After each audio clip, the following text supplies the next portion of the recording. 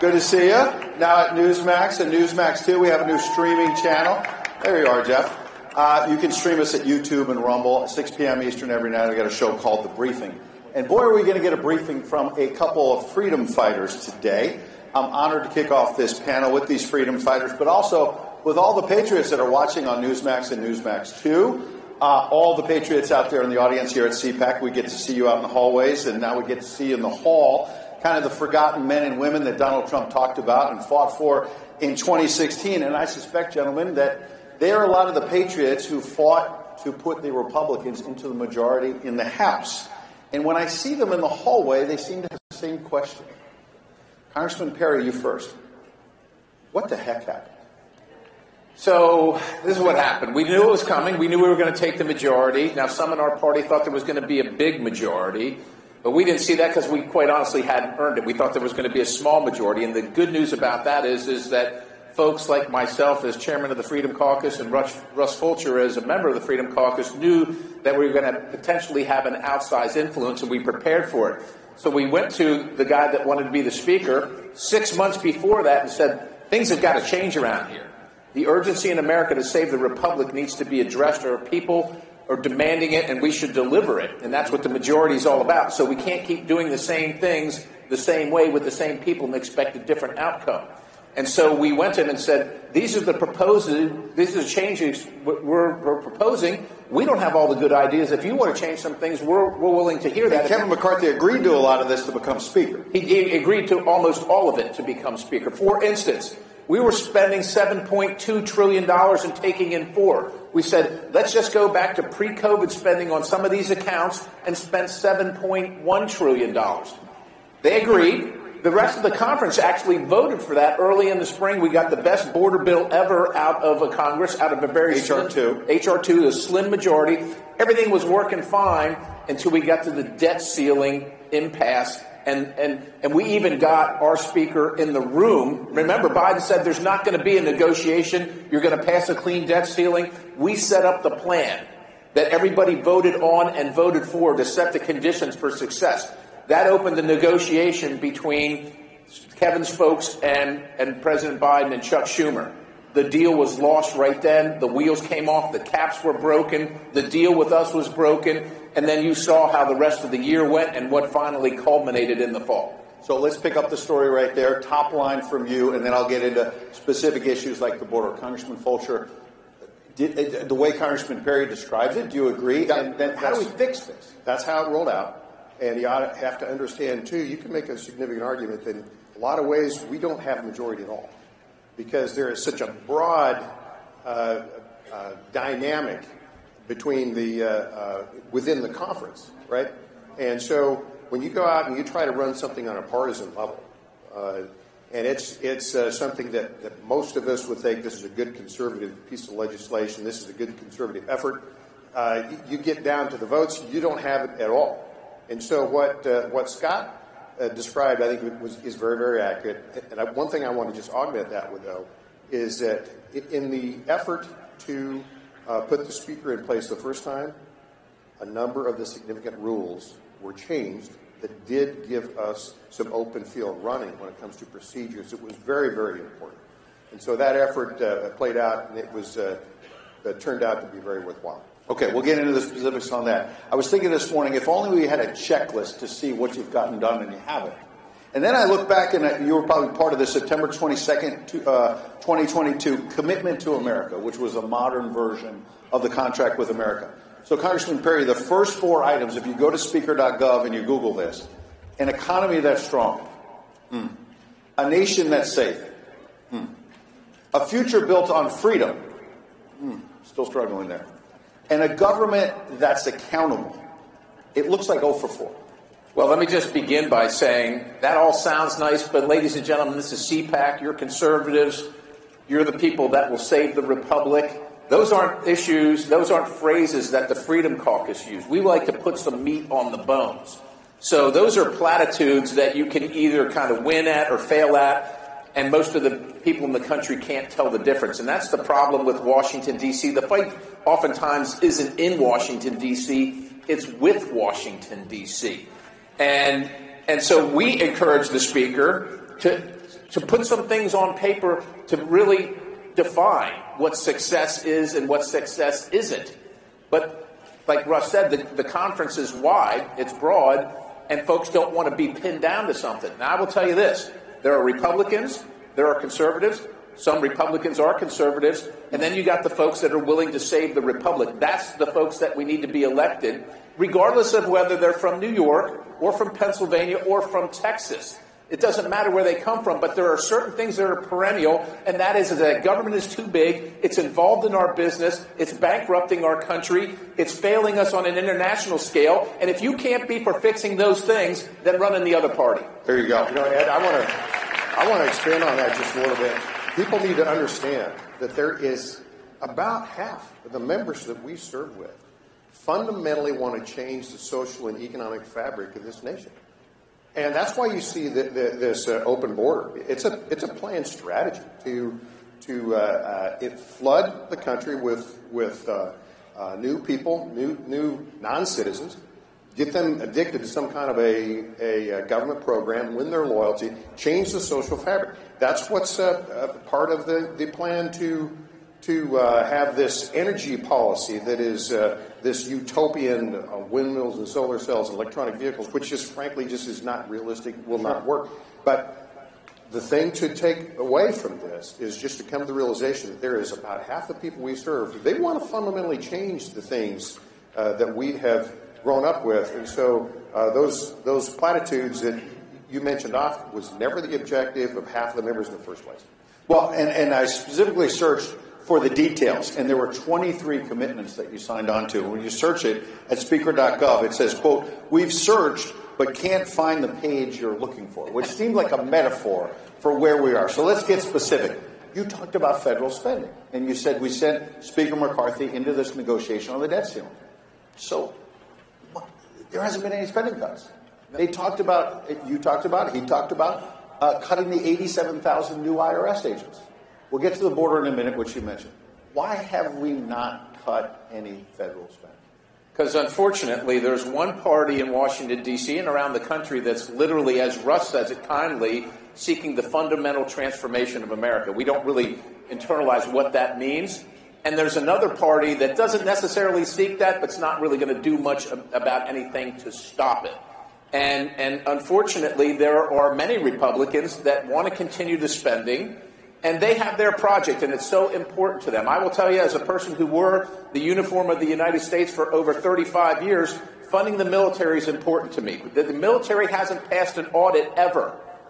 And to say that there's no waste or fraud or abuse there or some efficiencies there is insane. Yet, if you say that you want to take a look at the military and find some efficiencies there are a bunch of folks on our side of the aisle that say absolutely not. They will never vote for any of it. And as long as we keep doing that, there's always a deal to be made because they're going to vote for that, and they can always find enough Democrats to vote for all the other stuff, and they cobble that together, and then folks like me and Russ are left on the outside. So let's talk about the border, Congressman Fulcher. You mentioned that a moment ago. Joe Biden a few weeks ago told us, I need Congress to pass a law, as you know, that by executive power, I've done all I can. The bill fails in the Senate, and now he says his staff is leaking that ahead of the State of the Union address, he may push through executive actions, including going back to some Trump border policies that he and others have called racist and all the rest of it. So did he just simply lie to us when he said Congress had to pass a law and I don't have that power? Because now they're saying he will use that power. And it's amazing to me. The first time I heard the president even acknowledge we had a border problem was like a couple of weeks ago. True. Okay. And so to even hear him acknowledge that, I thought was, okay, you can see a turnabout. Here's the answer to your question. We've got election year we're in the middle of right now. November is coming closely, and they know darn good and well where the hearts and minds of the people of America are on this, has been all along, and so now it's media spin time. Come in, try to change the narrative to where, okay, it was a Republican's fault all along. Problem is, nobody buys it. And so at least that the problem is being acknowledged. But in the meantime, we've got a tragedy going on with millions of people crossing this border illegally, all of the human catastrophes that come with that, the burden on the American taxpayer, the unfairness to the immigrant, the trafficking. The previous panel talked about the terrible issues with the illicit drugs and the cartels and all that. This is a tragedy. For any of us here that it would be 50 years from now, if we're here in 50 years, and I'm not going to be one of them, but for those who are, I think you'll look back in history and say this was the worst policy that this administration has undertaken to open up the border. And frankly, I think it's been the biggest failure of Congress for not being able to override that. And so we're dealing with it. I hear you. Congressman Perry, you mentioned that there needs to be changes to military spending as much as you want to protect the country. What about foreign aid? Former President Trump will be here Saturday morning. Newsmax is going to cover that live. He'll have a speech Saturday morning ahead of the South Carolina primary. My question to you is, he has had a proposal at a recent rally saying, end foreign aid as aid, but continue it as loans only. Even Israel, an ally like that, it has to be a loan. America has to get the money back.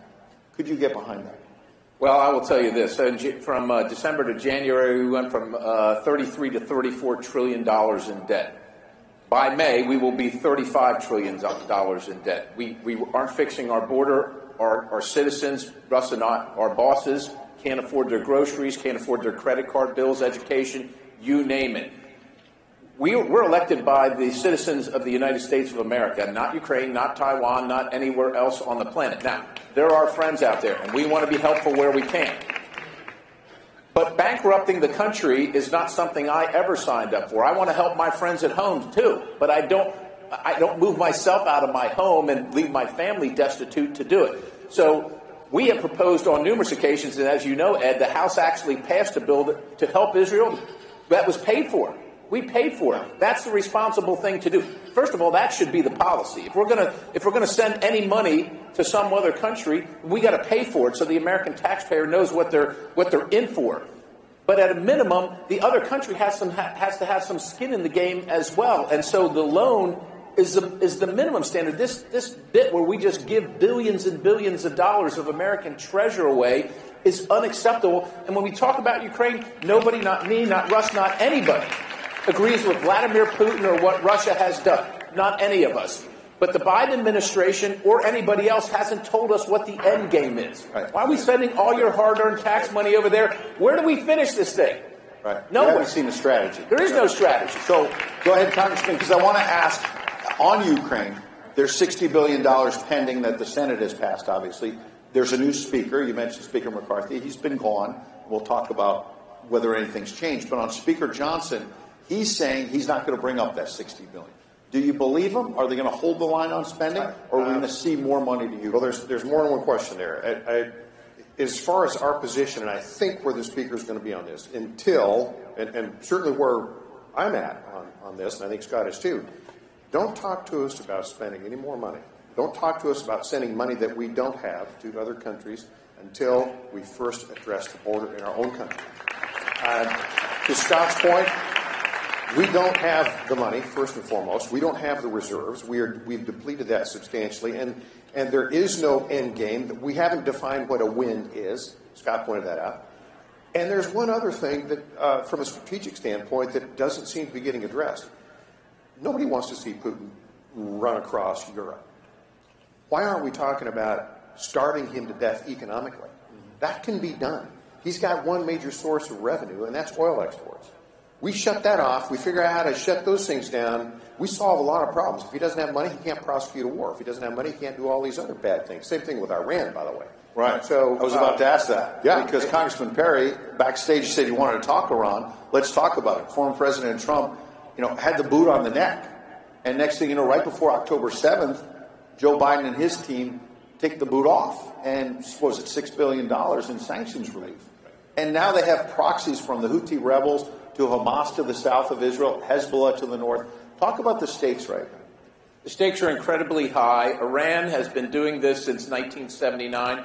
No administration, save the Trump administration, has done anything real. And if you look around, whether it's the Houthis, whether it's Hezbollah, whether it's Hamas, whether it's Islamic Jihad, whether it's in Jordan, whether it's in Iraq, whether it's in Afghanistan, You name it in the Middle East, there is one bad actor that is perpetrating all of it, and it is Iran. And right now, this administration is enabling, encouraging, and I'll use aiding and abetting, if that language means anything to you, to allow the terrorist regime, the terrorist superstate of Iran, to acquire nuclear weapons, which they will deliver with nuclear ballistic missile capability.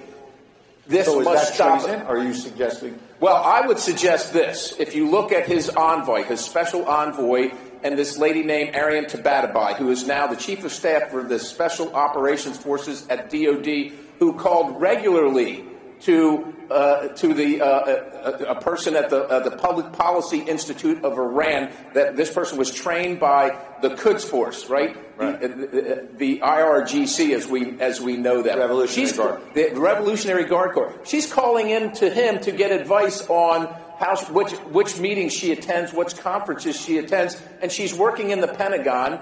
And right now, it's likely that the guy that allegedly is under investigation and had his security clearance revoked is still negotiating the nuclear arms deal. Iran is our enemy. And if you're aiding and abetting the enemy, you know what the answer to that question is. Absolutely. Congressman Fulcher, I want to shift to the impeachment inquiry as well, which is something that a lot of people in this room, I suspect, they're watching closely. Yesterday, James Biden was on Capitol Hill, as you know, testifying. We expect Hunter Biden next week. Like a lot of these issues, people hear about hearings and depositions, but they don't feel like there's any accountability. Will there be accountability of the Biden family? Well, I'll tell you what, the House did move forward, as you know, with the very narrow margin vote in impeachment for Secretary Mayorkas. And I don't think any of us have illusions that that's likely not to pass through the Senate. But every minute, every hour, this gets debated. This gets shown on the public stage. It raises the awareness of what is really going on here and the fact that U.S. law is being disregarded. And on a related note, because, of course, Biden is right behind that, with what Scott pointed out and the international problems we've got with Russia and Iran, don't think for a minute they're not emboldened by the fact that this president is not 100% there. They know that he is not at full mental capacity, and as a function of that, they are prosecuting their efforts as a result. And so is that why Iran is doing this? Is that why China might move into Taiwan? That has emboldened them. That has emboldened China. You notice that Putin didn't cross over and move into Ukraine with Donald Trump as president. So that's a factor in all this, too. But the impeachment, even though it may not fully come to bear, the awareness and what gets prosecuted in front of the world and the American people is good. Let me weigh in on this. The Biden family is stymieing us as much as possible, thwarting us at every effort. You can understand that, right? They don't want to be found out what they're doing. You can see all the information that you've already seen. The evidence is pretty clear, right? You don't just make millions of dollars with nothing to sell, so on and so forth. What's frustrating beyond all get at is that the agencies, like the FBI, the Department of Justice, the IRS, are also reluctant or unwilling to give us the information so that we can either prove that the president is not selling the United States out for personal gain or that he is. Now, I don't think that we're going to get to a point, quite honestly, where we're going to be able to impeach him, especially with the thin margin that we have. But we're going to continue right up until the end of the term to bring this information out and to inform the American people. If Joe Biden wants to run for office again, have him explain this to the people that he wants to vote for him. Real quick, and then I'll bring in Congressman Fulcher, but I want to follow up with you on the investigations. Backstage, we've talked about how you've been the target of this weaponized DOJ, and you were with your father-in-law when the feds came to get your phone. Yeah, it's censorship, it's intimidation. I'm not the target of any investigation. I haven't been accused of anything. But they came after me because I speak my mind and I say things that they don't want to hear, and they don't want you to be able to say or to be able to think. And so they want to make an example out of me because they're coming for you. And this is over the election challenge from 2020. Right. But you're not the target of the criminal investigation. Correct. But they think there might be text messages helpful to the investigation, so they came for your phone? Is that? I'm assuming that. I don't know. They haven't told me that, but they want the information on my phone, which, by the way, is constitutionally protected because my conversations with constituents or other lawmakers per the Constitution, Article 1, are supposed to be protected. But they want to dirty me up, and they want to create some doubt in the minds of the voters in Pennsylvania that say this guy's done something wrong. But make no doubt about it. Today it's me, maybe tomorrow it's Fulcher. The day after, it's going to be all of you, and you know it. People don't want to say anything. They're reluctant to talk to their friends and neighbors because they look at what happened to me and they say, I don't want any part of that. Yeah. I don't want to be out with my father-in-law and my children and have the federal government show up and say, we're taking something from you. Unreal. Congressman Fulcher, former President Trump always says, they're not after me, they're after you. I'm just in the middle. That's right, and I think that's a big part of it. Congress technically has oversight, and I get frequently asked questions, how come you're not doing more? How come you're not doing more? Jim Jordan's doing a great job. Jim Comer's doing a great job. But I think there is a fundamental flaw in the system because even though we technically have oversight, if we try to subpoena someone and then enforce some subpoena, it has to go through the DOJ for enforcement. That's part of the executive branch. They're just as corrupt, if not more so, than the intelligence community. So that is a fundamental flaw. That's why the more exposure we get, the more that we can go out and message the truth and at least communicate to the American people what's going on. That's one of our biggest power tools. All right, we're almost out of time, but I think a lot of people want to hear, and I hear all the context that you're adding. Well, we sent the speaker to the negotiation, and I get that you're dealing with a Democrat president who doesn't want to cut spending, so I want to be fair about that. But we've just got a minute for each of you. What two or three things would you say we could do to fix this system so we can actually get out of debt? What do we need to do? First of all, Republicans just need to do what they all told you were going to do, which is get government out of your life, reduce the size and scope of it and the cost of it. And that means putting votes up when we say we're cutting these programs, we're cutting these grant programs. They passed a $1.7 trillion called Inflation Reduction Act, which is going to equate to like $2.3 trillion in green energy tax credits. None of that should be happening, and every single Republican should vote to repeal it, period. Congressman? Sometimes that means you have to take some pretty significant measures. And if that means shut things down until we get people's attention, shut things off until we get the Senate, the White House to agree, then so be it. Last thing, you both told me you may have some surprise picks for Donald Trump's vice president. You first, Congressman Perry. What do you think? I want the most conservative person that will save the republic right behind Donald Trump. Who is that? Well, it's not some people that are currently in the race against Donald Trump. All right. It sounded like Vivek is somebody you like. I do like Vivek. I like that he understands that the government is out of control. But there are a lot of conservatives and people that believe that. I heard the name DeSantis backstage, and I was surprised because I don't see these two men coming together. I'd like to see them kiss and make up. I think that'd be a great pairing. All right. We'll see if they'll kiss and make up. The A-team from the Freedom Caucus. Gentlemen, thank you.